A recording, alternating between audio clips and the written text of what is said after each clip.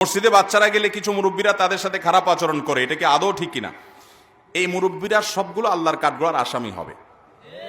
যেই মুরব্বীরা ছোট ছোট বাচ্চাদেরকে মসজিদে গেলে ধমক দেয়, ঘাট ধাক্কা দেয়, তোমার বাপের বাড়ি এটা?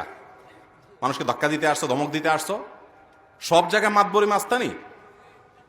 মসজিদের মধ্যে ছোট ছোট বাচ্চারা যখন আসে, বিশেষ করে এত ছোট বাচ্চা আবার না, ভুল বুঝবেন না, যে অনেক বাপ মা আছে 3 বছর 2.5 বছরের বাচ্চা নিয়ে আসে, ও পেশাব করে দিবে, নষ্ট করতো, নামাজের কিছুই বুঝে না।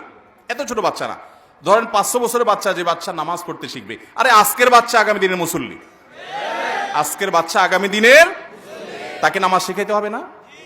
এখন সমস্যা হলো, আপনি বলবেন যে ভালো কথা, নামাজ শিখাইতে হবে, কিন্তু মসজিদে আসে যে মুসল্লিদের ডিস্টার্ব করে, মুসল্লিদের এতটুকু ডিস্টার্ব সহ্য করার মতো মানসিকতা থাকতে হবে। সব কিছুতে পণ্ডিতি করা যাবে না। গল্প শুনেন, ঘটনা শুনেন।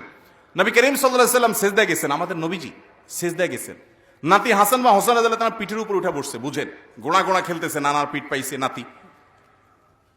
নবী করিম সাল্লাল্লাহু আলাইহি ওয়াসাল্লাম যতক্ষণ পর্যন্ত নাটি পোলাপান যখন সিজদা যাওয়ার পরে পিঠে উঠে, ওদের কি আর কোনো টাইমের ব্যাপার আছে যে ওর কোনো তাড়াহুড়া আছে যে অফিস আদালত আছে? ও তোর মন মতো গোড়ার পিঠে বসে, মন যখন মিটে যায় সাত, তারপরে যায় নামে। ঠিকই হযরত হাসান বা হোসেন রাদিয়াল্লাহু তাআলা আনহুমা যিনি ছিলেন, তিনি এরকম অনেকক্ষণ পরে নামছেন। নবী সাল্লাল্লাহু আলাইহি ওয়াসাল্লাম ততক্ষণ পর্যন্ত সিজদা থেকে উঠার চেষ্টাও করেন নাই। সিজদার তাসবিহ পড়তেছেন। নাতি নেমে গেছে, তিনি মাথা সোজা করেছেন। কোন হাদিসে আমরা পাই না যে উনি ফাতেমা রাদিয়াল্লাহু ডেকে এনে ধমক দিয়েছেন নিজের মেয়েকে, যে কেন বাচ্চাকে ধরনে, নাতিকে ধরনে, আমার নামাজে ডিস্টার্ব করছেন না। ভাইরা আমার, আরেকবার নবী করিম সাল্লাল্লাহু আলাইহি ওয়াসাল্লাম ইমামতি করতেছেন, দেখেন আমাদের শেখার আছে, ইমামতি করতেছেন, এক বাচ্চার জোরে কান্নার আওয়াজ শুনতে পাইছেন, হয়তো মসজিদের আশপাশে ঘর থেকে বা মসজিদের পেছনে মহিলাদের কারো বাচ্চা ছিল। নবী করিম সাল্লাল্লাহু আলাইহি ওয়াসাল্লাম নামাজটাকে সংক্ষেপ করেছেন, তুলনামূলক অন্য সময়ের চাইতে একটু স্পিডে পড়ে শেষ করেছেন। সালাম ফিরে বলছেন, তোমাদের কার বাচ্চা কাঁদছে গিয়ে ধরো, এর নাম ইসলাম। ছোট বাচ্চাদেরকে স্নেহ করতে হবে, তাদেরকে ধমক দেওয়া যাবে। বাংলাদেশের সবচেয়ে বড় সিনিয়র আলেমদের একজন, আমি নাম বললে আপনারা সবাই চিনে যাবে, নাম বলবো না, তার ছেলে মদিনা ইসলাম ইউনিভার্সিটিতে পড়েন। আমাকে একবার বলল, ভাই আমি এত বড় আলেমের ছেলে, কিন্তু আমি যখন পিচ্ছি থাকতে মসজিদে যাইতাম, বাচ্চা মানুষ তো দুষ্টামি দৌড়াদৌড়ি করবেই, কিছু কিছু মুরব্বী চাচারা এমন ভাবে ধমক দিত, মনে হয় যে আমি চুরি করতে আসছি। তো ভয়ে আর মসজিদ দিকে যাইতাম না, যে মসজিদে গেলে ধমক খাওয়া লাগে।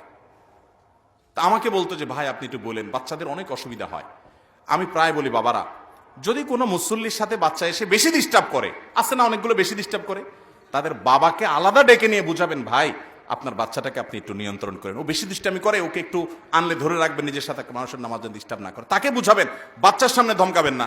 আমি এই যে সিদ্ধিরগঞ্জ আমার ভূমিপল্লী মসজিদে একদিন দেখলাম এরকম একটা বাচ্চা খুব ডিস্টার্ব করছে, ওই বাচ্চাটার বাপকে আশেপাশে মুসল্লিরা আচ্ছা তোর ধুয়ে দিস, একদম গোষ্ঠী উদ্ধার করে ছেড়ে দিস বাচ্চার সামনে। আমি ছিলাম সাথে পিছনে কাতারে। তো আমি পরে ওই ধমক দিয়ে যে ওই বাচ্চার বাপারে অনেক বকাঝকা করছে, সেই লোকটার পিঠে হাত দিয়ে বললাম, বাবাজি বড় একটা জঘন্য কাজ করছেন আপনি, এবং আল্লাহর কাছে মাপ চান। আপনি কারে ধমক দিছেন? কোথায় ধমক দিছেন আপনি? আল্লাহর ঘর, এখানে আপনি বাচ্চাটার ধমক দিলেন, বাচ্চাটা বাপকে ধমক দিলেন। আপনি বাচ্চাটা বাপকে 100 বার বোঝাবেন, কিন্তু বাচ্চার সামনে না। বাচ্চা তো মনে করবে, হায় হায় রে, আমার বাপে আমাকে মসজিদে আইনা বোধহয় বিরাট অপরাধ করে ফেলছে। ঠিক না বে ঠিক? দেখেন, নবী করিম সাল্লাল্লাহু আলাইহি ওয়াসাল্লাম মসজিদে একজন বেদুইন এসে পেশাব করে দিছে। আমরা হলে কি করতাম চিন্তা করেন? কি করছে?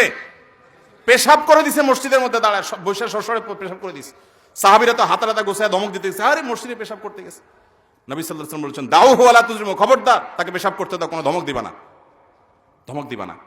লোকটা পেশাব করে শাসছেন। দেখেন নবী সাল্লাল্লাহু আলাইহি ওয়াসাল্লামের শাসন পদ্ধতি দেখেন, ওই সবার সামনে তাকে ধমক দেয় নাই, বলছে পেশাব করতে দাও। কেন? কারণ ওই টাইমে ধমক দিলে পেশাব বন্ধ হয়ে গেলে তো রোগ হয়ে যাবে। লোকটা পেশাব মন ভরে করছে মসজিদের ভিতরে। বুঝেন কেন মসজিদে পেশাব করছে? আপনারা যারা সৌদি আরবে, মিডিল ইস্টে গেছেন, আপনারা জানেন এখনো মরুভূমির গহীন ভেতরে অনেক লোক বসবাস করে, যারা শহরের কোনো কালচারে অভ্যস্ত না। এরা জানে না যে পেশাব পায়খানার জন্য আলাদা ঘর থাকে, যেখানে সেখানে পেশাব করে। ভদ্রলোক জানতো না। তো এই অবস্থা নবী সাল্লাল্লাহু আলাইহি ওয়াসাল্লাম তাকে দেখে পেশাব করতে দিলেন। পুরো পেশাব করছে, ভালো করে মনোযোগ দিয়ে শুনেন।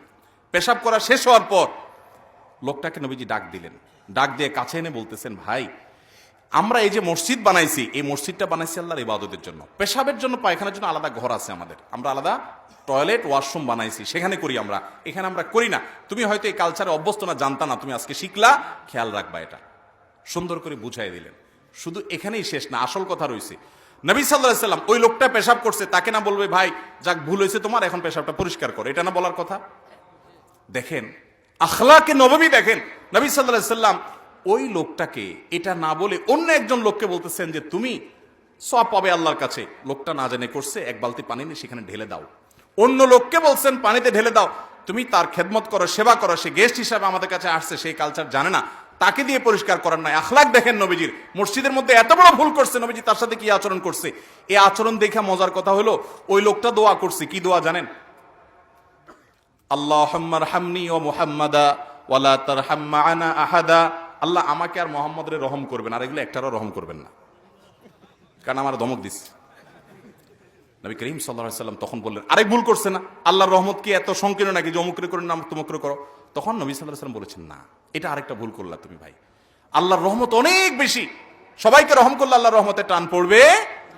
অতএব বাবারা, ভাইয়েরা, মসজিদে বাচ্চারা যদি একটু একটু ডিস্টার্ব করে একটু সহ্য করবে। তবে হ্যাঁ, সীমা ছাড়িয়ে গেলে, আমি এর মানে কিন্তু এটা বলতেছি না যে মসজিদে বাচ্চারা একেবারে ওটাকে আপনার খেলার মাঠ বানায় ফেলাক, নো, কিছুটা ডিস্টার্ব করলে ওটাকে সহ্য করবে। বাচ্চাদেরকে ধমক দিবেন না, পারলে সুন্দর করে বুঝায় বলবেন বাবারা এরকম করে না, সাথে রাখবেন, তার বাপকে বুঝাই দিবেন, চেষ্টা করবেন তো ইনশাআল্লাহ। আল্লাহ তাআলা আমাদেরকে তৌফিক দান করুন।